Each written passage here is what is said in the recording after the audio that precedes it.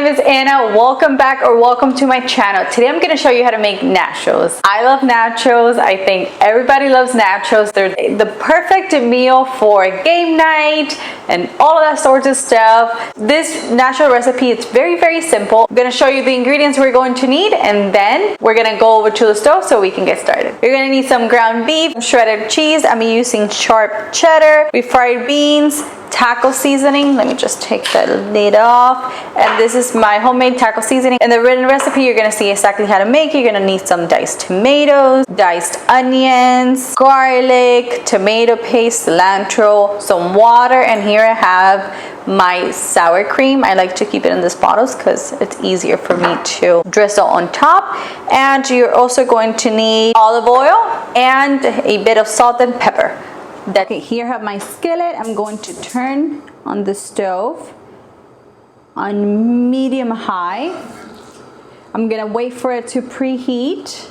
My skillet is preheated and I'm going to add about 1 to 2 tablespoons of olive oil. Now to it I'm going to add the ground beef and cook it for a few minutes until it's no longer pink and fully cooked through. And with a wooden spatula, I just want to make sure that I break up all the meat and it's nice and crumbly. My meat is fully cooked through, and to it I'm adding the onions and garlic. And again, I'm going to cook this until the onions are translucent and soft and everything is nice and well incorporated. I am going to add a pinch of salt because I want everything to be nicely seasoned.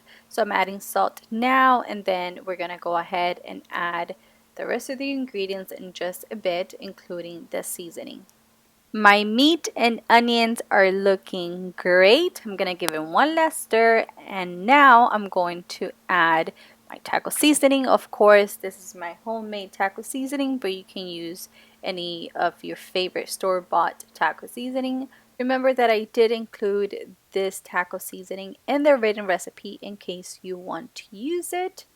I'm just giving it a good mix and making sure that everything is well incorporated.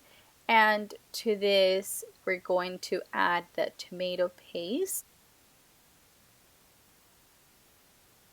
along with the refried beans. Here I'm using my homemade refried beans, but of course you can use either store-bought refried beans or whichever recipe you like. Here I'm giving it a really nice stir. I want to make sure that everything is well incorporated. And now I am going to add a little bit of water to dilute the paste because it does become kind of a pasty consistency. The water is going to help everything combined very nicely. I'm going to let this cook for 3 to 5 minutes. I just want the water to evaporate a little bit more. And I am going to add a little bit more salt because my taco seasoning doesn't have any salt. So make sure you try it and you season it with salt to your liking. Okay, so this is what your beef mixture should be looking like. As you can see, it became some sort of a paste and it looks perfect. Now that the meat is ready, we're gonna go over so I can show you how to assemble the nachos. Now we're going to assemble the nachos. You're going to need tortilla chips. Use your favorite kind of tortilla chips. I am going to be making mine in a baking sheet just because it's easier to do. The first thing you want to do is add a layer of tortilla chips onto your baking sheet. And now on top, we're going to add the meat mixture.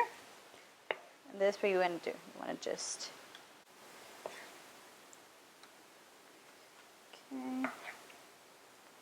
nice amount, about half the mixture. Now we're going to do cheese, a lot of cheese, because I love cheese. The funniest thing was that when I was growing up, I did not like cheese. The only cheese I would eat was mozzarella, but things change. Things change. We're gonna add a couple more. Oh my god, I literally can't wait to dig in. I'm spilling everything everywhere. I'm so excited. so excited. Okay, this looks good. We got all of our mixture. Pick this up, put it back in the pan, and then we're gonna go with another layer of cheese right on top. I'm gonna leave a little bit because I'm gonna use it for another recipe. Now this is gonna go into the broiler for, I would say, 3 to 5 minutes. Keep an eye on it because the broiler gets really hot and you don't want anything to burn. So yeah, I'm gonna pop this in the broiler and I'll show you what it looks like after it's done. My nachos were in the broiler for 2 minutes, exactly 2 minutes, and the cheese gets so nice and melty and delicious. And now we're gonna top it with some tomatoes. You can do avocados. I did have an avocado, but it was bad, so I couldn't use it. So I'm only gonna do tomatoes on top. Okay, you can do olives. You can do all sorts of things. You can do jalapeno. I can't handle that much heat, so I don't do jalapeno, but I am gonna do cilantro like that. So it looks beautiful and delicious at the same time. And then I'm gonna do some of my sour cream. Oh yes. Ooh, that looks amazing, balls. Let me show you what they look like so we can try them. Okay, this is what my nachos look like. And I don't know if you can see, but the cheese has melted and it is delicious. Oh wow, that's nice. I hope you guys enjoyed this video. Make sure you give me a thumbs up if you did, and don't forget that the written recipe is in the description box. I'll see you in the next one. Bye bye.